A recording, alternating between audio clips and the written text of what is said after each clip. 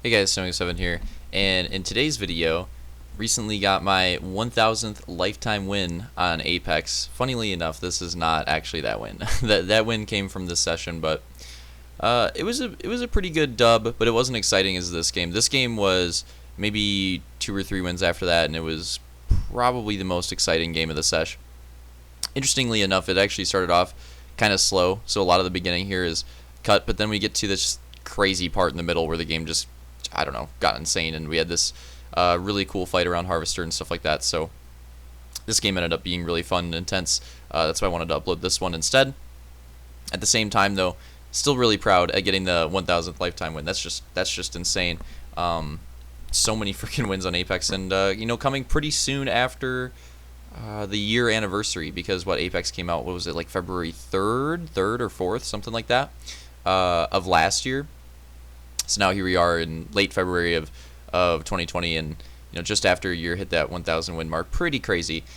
So in this video, though, I want to talk about I don't think I have went through everything with Season 4, which is funny because I've been playing Apex Season 4 quite a bit, and I've been back on the grind with this game. If you remember from Season 3, I grinded the start of Season 3 super hard. Really enjoyed that. I think, yeah, here I put one video out on Season 4. But I wanted to go through it again and talk about why I'm enjoying it so much, and looking forward to, because they literally just announced another event coming up, so I'm pretty excited about that.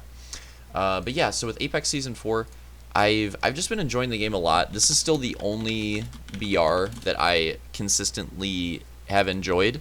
I've played other BRs, and I've enjoyed them at certain points in time, but I haven't consistently liked them very much. I'll just kind of go back and forth, and that's even true to with Apex to an extent. There was definitely a time, I think around Season 1 with Apex, where I wasn't enjoying it as consistently, but then once we get to Season 2, it got a bit more consistent, and then pretty much from Season 3 onward, I've been enjoying the game. And obviously no game's perfect, and obviously you get frustrated at times, but I've been pretty consistently wanting to play Apex. I think that's the thing with Season 1 and 2, is I got to a certain point where I didn't want to play it, but it was the only fucking thing Matt wanted to ever play, so I'd end up playing it and not wanting to play it at certain times and just get frustrated. Whereas with Season 3 and 4, pretty much every time I get on it, I want to be playing it. I want to be playing the game.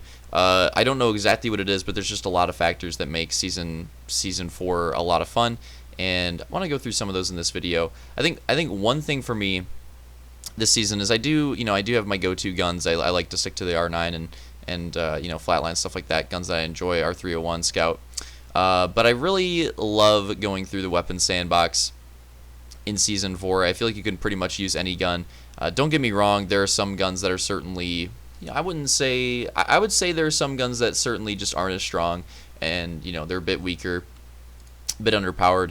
But even those guns you can get to work in certain scenarios. So for example, even the P2020 or the Mozambique, on their own, not very amazing weapons, but as a secondary with the hammer point rounds, I love running the P20 and the Mozambique with hammer point rounds this season. It's one of my favorite things to do. I pretty much go with anything in my primary slot. Usually it's something that I can crack shields quickly with, so like a wingman, even a peacekeeper, oddly enough, works pretty well. Even like R9, even like a scout, I don't know, anything that I can crack shields pretty quickly, pretty efficiently with. I think I like to go with the R9 the most, because the P2020 and the Mozambique are sort of close quarters. So R9, I get that close quarters shield cracking, and it kind of just works out. So that's kind of why I like to go with it the most.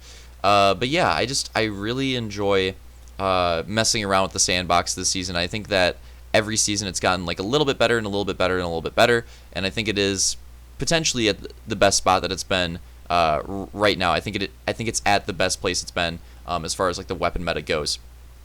Really enjoying using pretty much everything. I think they were close in Season 3. I think what took Season 3 down was really the charge rifle. Pretty much just completely the charge rifle just kind of destroyed Season 3's weapon meta in a way, with how common it was for such a long time. God, the charge rifle was fucking annoying. But now here it is. It's still in Season 4. It's still in the game. It's not as annoying. It's a lot more balanced, and everything is like that. They made some really good changes. Weapons like the wingman, the R99, with the way the mags work, so that attachments, you're not as reliant on attachments with these guns. They can be a little more fun on their own. I don't know. I'm really enjoying the weapon sandbox, and on top of the weapon sandbox, I'm really enjoying using the different legends as well, which is good. because obviously the game is called Apex Legends, and that is supposed to be the thing that sets it apart from other BRs, is that it is, it has that like Overwatch style of gameplay, that focus on the character that you're playing. Don't get me wrong. Most of the time in Apex, it comes down to the skill, it comes down to the shot. If you positioning, stuff like that, if you outplay your opponent, you're going to outplay him. But, oh my god, this part was crazy. Those guys were all looting. Like, how did they not know we were there? That was hilarious. But yeah, getting back on track here. So what I like about Apex, though, is that you can also make plays with the characters. And we've been, with my squad, we've been getting a lot better at that. Like, I don't know if we have anything too crazy this game, but some of the games that we had last night here, playing with the brother trio, we had some really good games where it'd be like, oh, let's say like Matt goes down. It's like, all right, I'll pop a portal, get him out, and then DJ will go put the gas on the portal, so that way we can pop the gas, make sure that the other team can't push us, we can get out safely, get the reses off, and just stuff like that. I really like combining those character abilities. A more common place thing, a little bit more simple here, is me playing Wraith. I'll go in, get a knock, pop my phase shift ability to stay alive, and then my bros will come in, get all the clean up all the damage pretty much on the entire team that's fucking shooting me, because that's pretty much what happens with the way that I play. And yeah, just take advantage of my ability there to get myself a first blood and to win the team fight easily without me taking that much damage. Stuff like that. I mean, another thing too, Matt was running Lifeline in this game, but been running Gibraltar a lot. There are a lot of situations where he'll pop the shield down, and that'll allow us to heal and get out of some sticky situations. And I just really enjoy it. I think the whole the way the characters play into the gameplay, I think it's fun. I think it's different, so it makes Apex unique, and I'm enjoying it. It's not. I think they've found a pretty decent spot with Legend Balance for the most part. Obviously, just like the weapons, there's still some outliers in a way. Like Bloodhound, for example. Bloodhound is not as good as he should be. That's a pretty good example right there. As far as other characters go, like other characters that were weak in the past, like Caustic and Gibraltar used to be jokes. They're pretty good now. They're pretty good characters, and they're pretty good options. And I even enjoy playing Caustic and Gibraltar from time to time. I don't main him, but I'll play him now. I used to not even touch him because of how just frustrating it would be to play those characters, how off they were. And now it's a lot more fun. You have some good mid-tier characters like Crypto, Bangalore, the new one, Revenant, that are just sort of in the middle. They're maybe not the strongest, but they're still effective enough. They have their own like niche scenarios and uses to where they can be really fun and useful.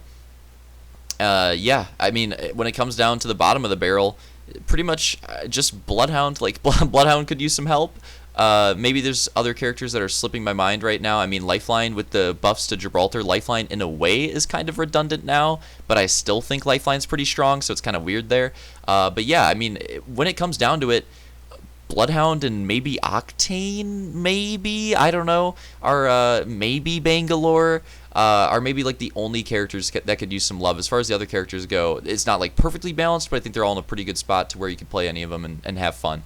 I think Ranked is pretty good this season. I like the way Ranked is. I haven't gotten to play it as much as I'd want to, but the way, from what I've seen with Ranked, I enjoy Apex Ranked. I like the way it works. I wish that they would get rid of skill-based matchmaking from public matches. I still think it's always going to be a belief of mine. If you have a game that has a ranked playlist, it does not need skill-based matchmaking for the public playlist.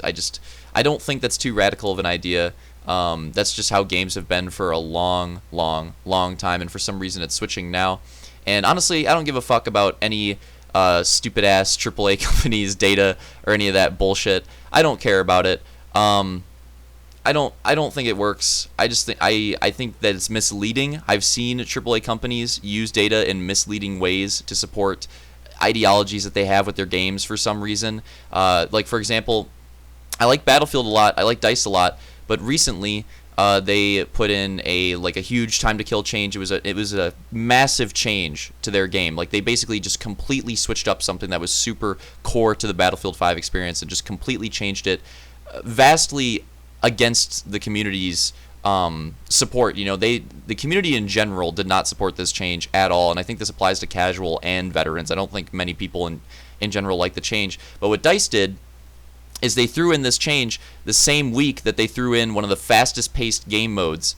They threw it in for a week. They threw in this fast-paced game mode, one of the fastest modes in Battlefield 5, in for a week, the same week that they threw in the new time to kill change. And then after that week, they said they'd come back with the data or whatever. They come back after that week, and they're like, oh, well, our data shows that the engagements players are getting in a lot more engagements with this time to kill, and you know, the pace of gameplay has increased quite a bit. And it's like, well, you threw in the fastest fucking game mode the same week that you're giving us that data. It's misleading. It's very misleading, and I think that there are misleading aspects with the shit with skill-based matchmaking as well. I don't think devs are being completely honest with it, and I just don't trust them. I don't trust them. I don't think skill-based matchmaking will last. I don't think it'll last. It may work in the short term, like now. Maybe it'll be supported now. I really hope it goes away, and I think it will go away, because I think after a certain amount of time, I think even the casual player base will wake up to how awful it is and how not fun it is. You know, maybe they're in like a weird state right now where it helps them out, but eventually the casual player base will get to that point where they start to improve, and then they don't improve because of skill-based matchmaking, and then they realize, they're like, what's going on here? I feel like I'm getting better, but I feel like I'm getting worse, and it's shitty. And I think everybody will get to that point where they realize it, and hopefully devs will have to make a change at some point. Did not expect this. I did not want this video to go onto a skill-based matchmaking rant, but that just fucking happens apparently.